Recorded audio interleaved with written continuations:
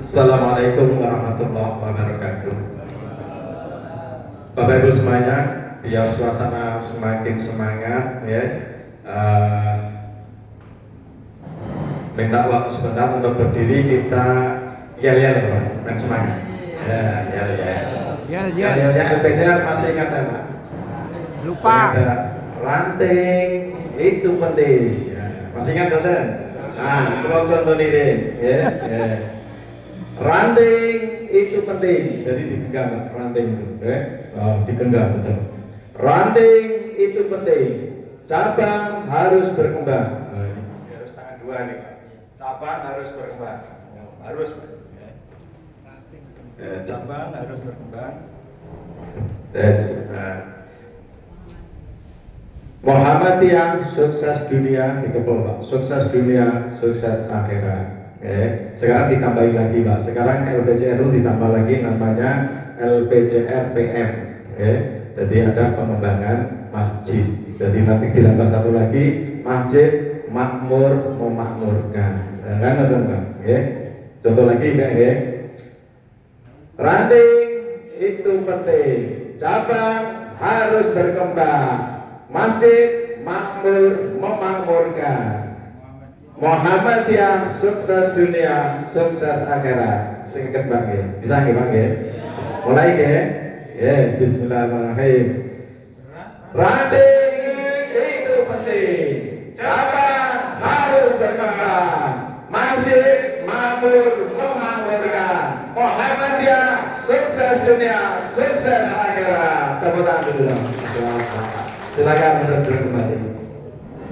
Bapak Ibu yang adalah Allah Subhanahu wa taala, alhamdulillah siang hari ini setelah panjenengan berdiri kan ora pati ngantuk Pak. Ya rada semilir wis dhuwur, ya langsung ada angin swai-swai rasanya pengen ngantuk. Ponen berdahar Pak. Penyakitnya tiang mriki niku agak berdahar pengen ngantuk. Mas Surabaya boleh ngerti kula Pak. Oh sami ya. Ya, Bapak Ibu semuanya, bahwa kita di dalam Perserikatan Muhammadiyah ada 3 hal yang penting yang mungkin harus kita saringkan Pak semuanya. Yang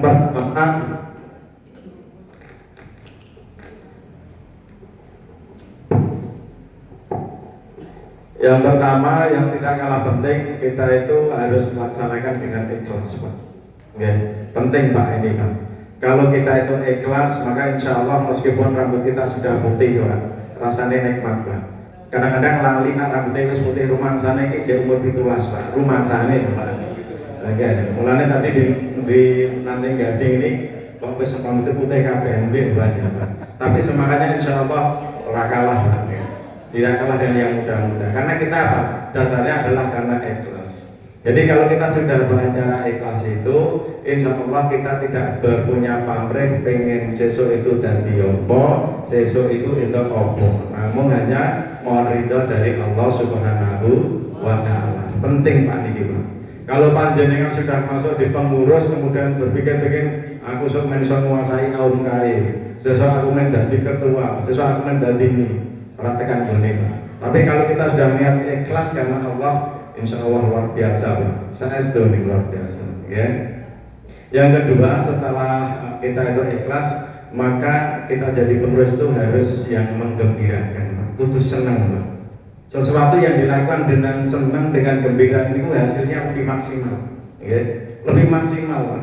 Maka kalau setiap kita ketemu di acara perserikatan itu tidak pernah lupa yang namanya Bapak makan. Dan senang Pak. Saya setuju Pak. Ampun malaikatan ketang wis gone iuran bareng-bareng sementing go makan penak niku Pak. Artinya kalau sesuatu kita lakukan dengan gembira, dengan senang, maka insya Allah program-program yang kita rencanakan kita insya Allah juga akan lebih maksimal. Yang tidak kalah penting yang ketiga harus ada perubahan. Artinya kita punya program, tahun ini punya program apa, tahun ke depan harus punya program apa.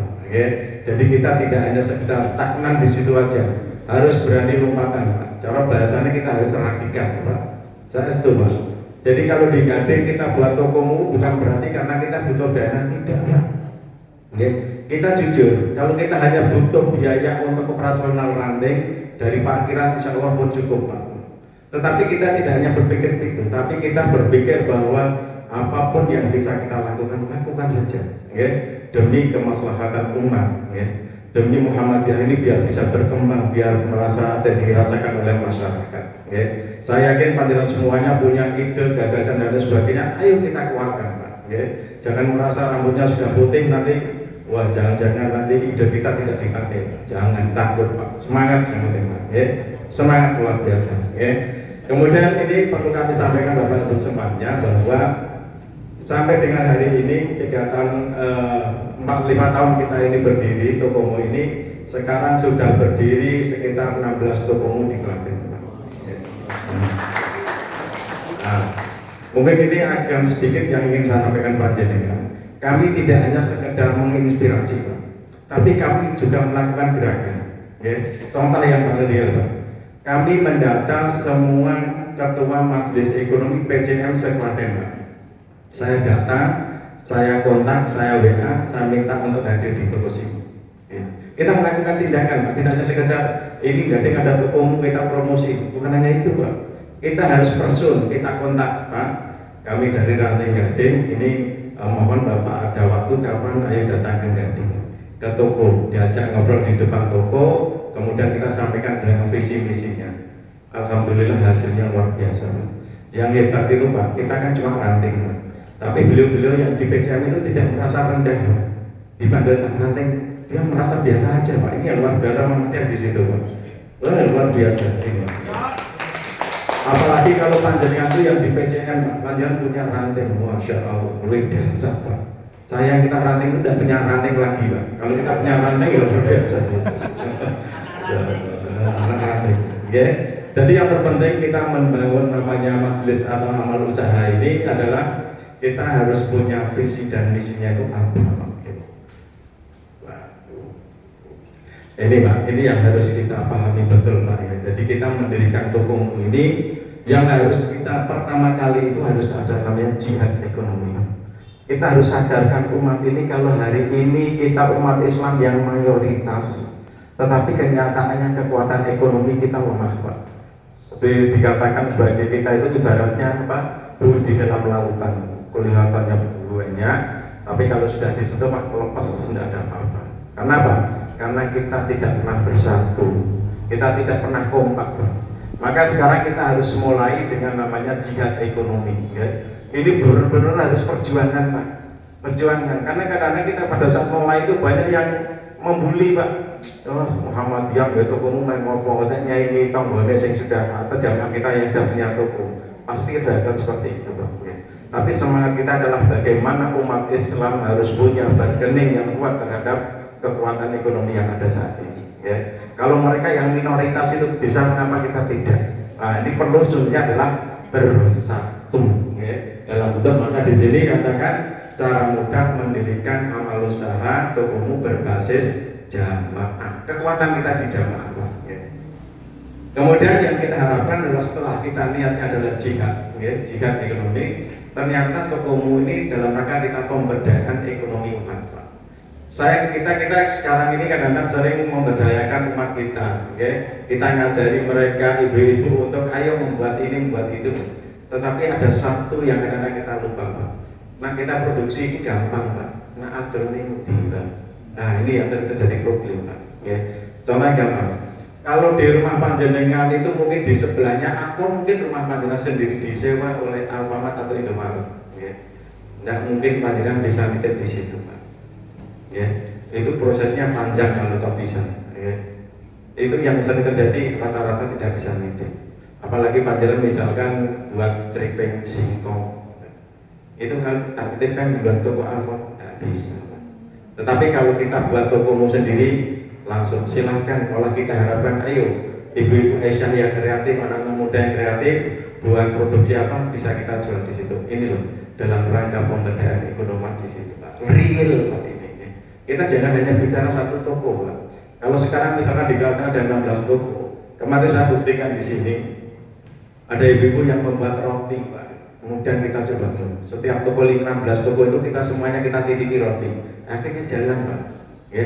Yang awalnya cuma kita buat paling 1 minggu cuma laku berapa. Sekarang setelah dititipkan ternyata satu minggu bisa sampai 250 piece itu terjual, karena saking banyaknya toko-toko itu. Ini yang mudah jelas bahwa tokomu tetap dalam rangka pemberdayaan ekonomi umat. Kemudian yang ketiga, otomatis ini memberikan lapangan kerja. Lapangan kerja, kita membantu pemerintah, ayo anak-anak kita atau mungkin saudara kita, atau mungkin Aisyah kita atau mungkin anak kita yang belum bekerja, bisa kita tampung di situ. Karena dengan harapan yang keempat, ini menjadi kader kita. Kita kalau mengkader itu minimal sekarang dikasih pekerjaan. Karena sekarang itu sudah waktunya Muhammadiyah itu juga menghidupi, tidak hanya sekedar menghidupi Muhammadiyah, tapi Muhammadiyah juga harus menghidupi Pak sekarang. Butuh saatnya Pak. Ini pentingnya bagi kita semuanya, Bapak Ibu semuanya, harus berpikir seperti itu. Jadi artinya kita buat amal usaha yang besar, kita bisa menampung pekerja yang banyak. Nah, disitulah kader yang paling gampang di situ Pak. Karena orang itu sudah dari dulu Pak. Kalau sudah dikasih makan, insya Allah mudah diarahkan Pak. Tetapi kalau mereka makan tak pernah dikasih, arti arahkan yang bisa mau beli kan seperti itu. Ini konsep. Kemudian tidak kalah penting adalah tokomu ini tetap punya nilai bisnis Pak. Ini penting. Artinya nilai bisnis bahwa usaha ini kalau kita kelola dengan baik, dengan profesional, tetap menghasilkan dan menguntungkan. Dan hasilnya kalau kita timbang dengan mungkin dengan istilah sekarang deposito, berapa nilai deposito kalau yang kita investasikan? Paling 1 tahun hanya dapatnya sekitar 5-6%. Tetapi kalau setelah kita investasikan dalam bentuk tokomu ini, alhamdulillah mungkin hasilnya bisa sampai 20%. Artinya punya nilai bisnis yang luar biasa. Dan yang jelas, bisnis retail itu adalah bisnis yang tidak pernah mati Pak. Kalau kita sadar betul dari tahun krisis pertama tahun 98, itu bisnis yang tidak mati itu namanya bisnis retail Pak.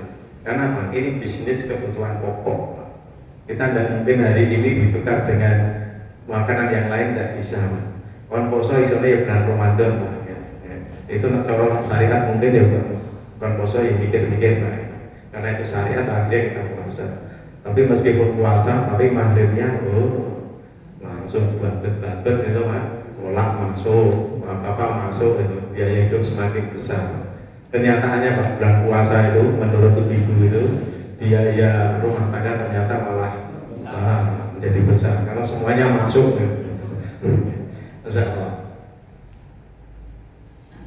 Nah ini Pak, maka yang terpenting ini Pak, yang terpenting itu adalah jadi ini, orang bisnis itu yang pertama itu harus ada yang namanya nyali keberanian, nyali. Nah kata Pak Sobron, nak wani aja wedi, nak wedi aja wani.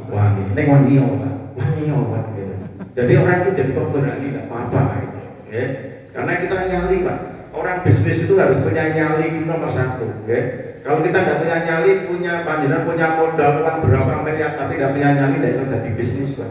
Ngertinya kalau deposito tinggal dulu itu duit. Nah itu karena dia tidak punya nyali. Tapi kalau orang yang punya nyali, orang yang modal pun wani bisnis Pak. Sekarang banyak Pak.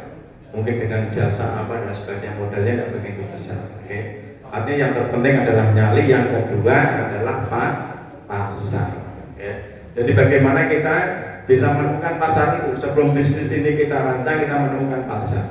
Maka tokomu ini Masya Allah luar biasa, bahwa pasar yang akan kita miliki ini pertama adalah pemilik saham itu sebagai pasar tetapnya Pak. Jadi konsep kita ini kan melibatkan jamaah. Tadi sudah disampaikan sama Pak Fadri, 51% minimal itu harus milik perserikatan sahamnya. Sisanya ini baru dijual kepada jamaah. Artinya jamaah itu harus punya kewajiban belanja setiap bulannya di toko itu. Nah itu Pak. Ini yang luar biasa Pak. Gerakan jamaahnya di situ. Jangan sampai nanti yang sering terjadi di tempat-tempat yang lain itu gelem urunan duit ini akan bojo megah. Nah ini ya butuh harus edukasi Pak. Meskipun kita paham betul Pak, ibu-ibu kan sudah bicara kewajiban, dan kok nambah beban sampai selalu begitu Pak. Sama kita pertama kali kita mendengar orang Islam berkewajiban harus sholat, pasti rasanya beban kan betul Pak. Saat ini panjenengan tidak sholat sekali rasanya beban Pak. Ada yang kehilangan Pak. karena jenengan sudah merasa butuh. Nah, sekarang sama Pak, kita mendirikan amal usaha ini toko umum. Kalau berpikir tentang kewajiban, sebulan harus 200.000 buat nambah anggaran. Tapi sebenarnya ini hanya mengalihkan dari yang biasanya belanja di tempat lain, sekarang ayo pindah di toko kita. Hanya itu Pak yang edukasi. Ya. Jadi bukan beban, hanya kita mengalihkan biasanya belanja di tempat lain, kita belanja di toko sendiri. Hanya itu. Ya. Maka sekarang yang kita harapkan pemilik saham itu benar-benar harus konsisten, harus benar istiqomah Pak. Jadi setiap hari kalau belanja itu jangan sekali langsung 200.000. Sekali datang belanja cuma 5.000, besok lagi 10.000. Jadi orang sini bilang direwangi dalane nganti jeblok. Tahu jeblok Pak ya, orang Surabaya tahu Pak ya. Wah, karena sering mundar mandir terus, kok seneng mening toko-toko, kalau senang baik hari ini beli apa, ya. Bahkan di situ nanti semua terekam Pak, terekam. Ini Pak Fajri ini dalam 1 tahun belanja bisa sampai 700 kali, ya Pak Fajri. Karena kadang Pak Fajri sendiri belanja beli apa, nanti anaknya satu, anak kedua, anak ketiga, anak keempat, gitu. Kadang istrinya, gitu. Kadang satu hari itu hampir mesti absen. Nah, di sinilah Pak yang kekuatannya kita Pak. Ternyata kalau toko itu ada orang keluar masuk, ini memberikan daya tarik yang luar biasa, ya. Karena harapannya itu adalah bukan pasar wajibnya, yang terpenting nanti adalah pasar tabiunnya, pasar umumnya, pasar melu-melu Pak. Gitu. Pasar umumnya ini yang benar-benar luar biasa, kita tidak terbentuk kayak jumlahnya, gitu. Karena kenyataannya kemarin dari hasil tahun ini, tahun kelima kemarin kita tutup buku, pemilik saham itu hanya menempati porsi sekitar 20%, Pak. 80% adalah masyarakat umum. Itu menunjukkan bahwa toko ini sudah diterima oleh masyarakat. Ini yang terpenting Pak. Ya. Cuma kabeh itu harus kudu dicontohi Pak. Ya.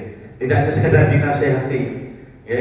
Jadi istilahnya maidul hasanah itu penting, tapi yang tidak kalah penting lagi, nah itu apa? Uswatul hasanah, dikasih contoh, Pak. Ini yang penting, ya. Maka kalau di situ pasar umum sudah terbentuk, maka bisa ditambah lagi namanya pasar kebijakan. Pasar kebijakan itu begini Pak, PCM saya yakin di situ pasti punya usaha, ya. Nah, semua karyawan yang kerja di situ gaji tiap bulannya bukan dipotong tapi ditukar dengan voucher. Ini harus dipahami loh, Pak. Nah, dipotong itu mesti gaji dari swide dipotong kan gitu, ya. Protes nanti. Tapi kalau di situ ditukar dengan voucher, maka insya Allah mereka akan belanja. Tidak usah banyak-banyak Pak, mungkin 25.000 atau mungkin 50.000. Ya. Tetapi ini luar biasa Pak nanti.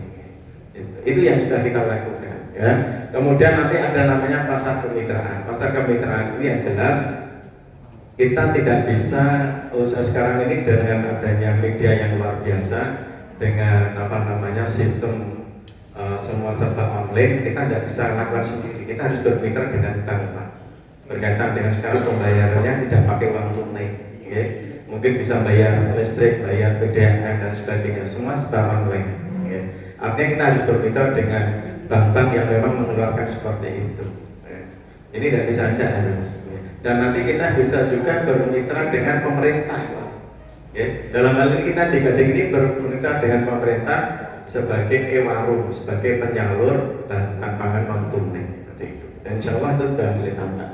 Maka kemudian nanti yang kelima, kalau panjenengan posisi tokonya itu di lingkungan yang strategis, punya pasar-pasar simultan, orang mungkin lewat hanya setahun sekali atau mungkin 2 tahun sekali, tapi saking banyaknya orang lewat, maka ini akan menjadi pasar utama kita. Bapak Ibu mungkin itu yang kita sampaikan. Yang terpenting, ya terpenting dalam dokumen seperti itu. Nanti kita bisa saring-saring, panjenengan punya problem apa, maka nanti kita insya Allah kita akan kupas bersama-sama. Saya kira mengatakan dulu. Terima kasih. Assalamualaikum warahmatullahi wabarakatuh.